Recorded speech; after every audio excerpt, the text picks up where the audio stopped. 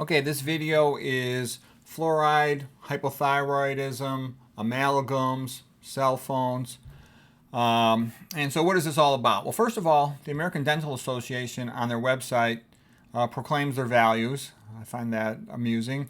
And then they also, after proclaiming all these wonderful values, they then talk about how they are supporters of water fluoridation, and they've got a whole bunch of questions about it.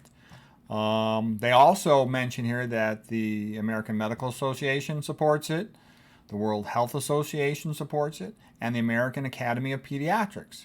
It's been my experience that once a big institution like that supports something, they never want to retract their support because they're afraid of the legal implications of retracting their support. They're afraid of being sued. So, but just so you know, they might have made these decisions, decades and decades ago, but there's a lot of papers have come out since then. Okay.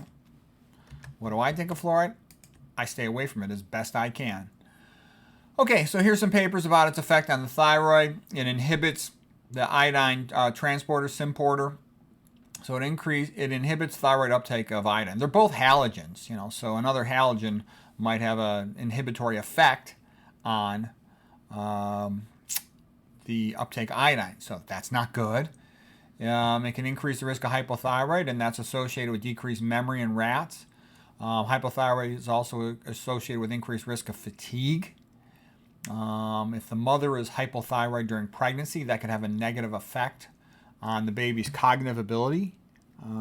Here's talking about in rats, the exposure to F- was associated with problems with their thyroid and also with decreased learning ability.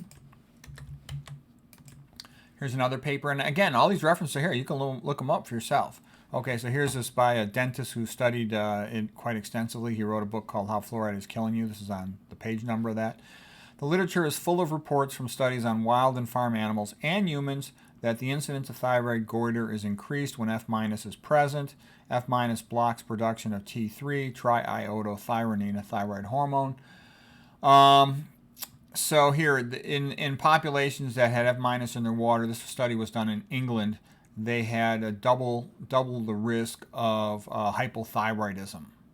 Approximately, almost double the risk of hypothyroidism. So, not good. Hypothyroidism is really common. Most common type is Hashimoto's, but these are certainly potentially contributory.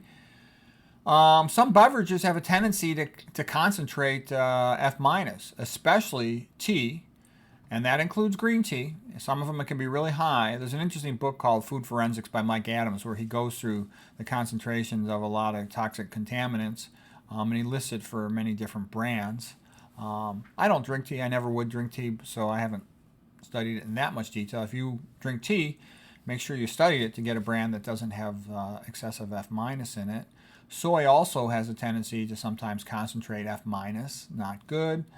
Tap water, they allow up to 4 ppm. 1 ppm is toxic. 4 ppm, is going to be even more toxic probably.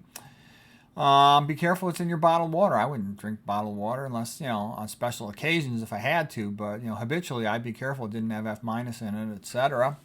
Wine, for some reason, so anything related to grapes, the wine, the grape juice, the raisins, all of those things can have increased amounts of F-. Some coffees do, not all of them, but some do. Watch out for baking powder that can be high in aluminum. Food Forensics discusses that, and here's the page number, page 232. So this way you can look it all up. I don't eat any seafood, none. I think it's all really bad for you. So just being aware, these are things that can worsen the risk of F- toxicity. Effective F- on the central nervous system, even 1 part per million can be toxic. And you might not see the big effects till 20 years later, but that could be a real problem. It's worse if if you're shaving with razor blades that have Teflon on them. Some of the dental floss brands will have Teflon on them. That's why I get the simplest dental floss with nothing on it. You don't want any of this Teflon added there to make it more slippery. And the POFA nonstick pans, you don't want them. They'll have Teflon on them, which can get F- into your food.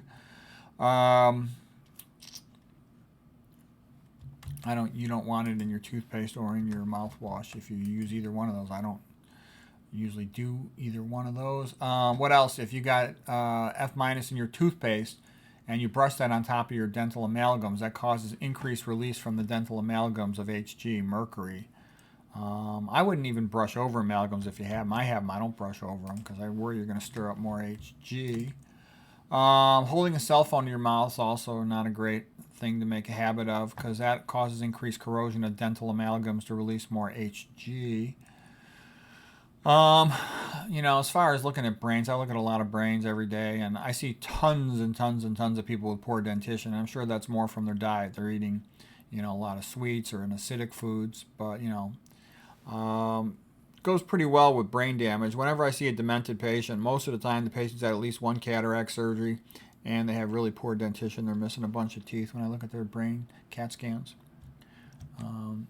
Let's see if I got one more slide here. I think this is the last slide for this part 3 of my lectures on F minus.